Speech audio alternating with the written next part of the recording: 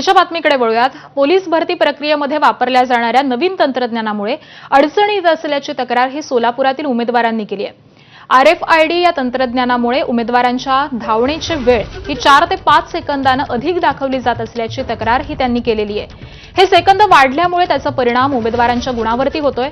11 सेकंदामध्ये 100 metre धावणाऱ्या उमेदवाराला 15 गुण मिळतात। मात्र या तंत्रज्ञानामुळे 4 सेकंदाची वेळ वाढल्यामुळे केवळ 5 ते 6 गुण मिळत असल्याचा दावा या उमेदवारांनी केलाय। त्यामुळे मुख्यमंत्री देवेंद्र फडणवीसांनी याबाबत हस्तक्षेप करून भरती प्रक्रिया ही स्टॉपवॉचवरती राबवावी अशी मागणी शरद पवारांच्या राष्ट्रवादीकडून करण्यात येते। तर RFID चिप वापरण्यात येणार असेल तर स्टार्ट आणि एंड पॉइंट दोन्ही बाजूने चिप वापरण्याची मागणी या उमेदवारांनी केलेली आहे।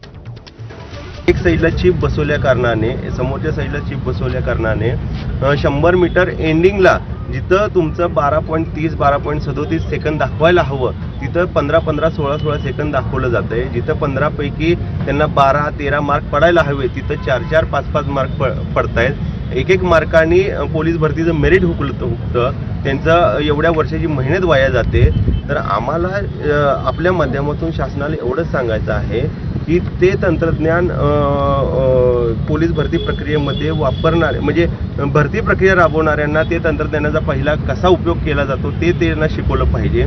तर घटना घडली सर 33 सेकंदामध्ये 100 मीटर एक जण विद्यार्थी पळाला। हे शक्य नाही। 100 मीटर कोणताही विद्यार्थी किंवा कोणीही जर चालत जरी गेलं तरी त्याचा तो 100 मीटर 30 सेकंदाच्या अगोदर किंवा 20 सेकंदाच्या अगोदर मारू शकतो, परंतु तिथं टायमिंग जास्त आहे। मग याच्यासाठी काय आहे सर की दोन्ही साईडनं चिप ठेवा।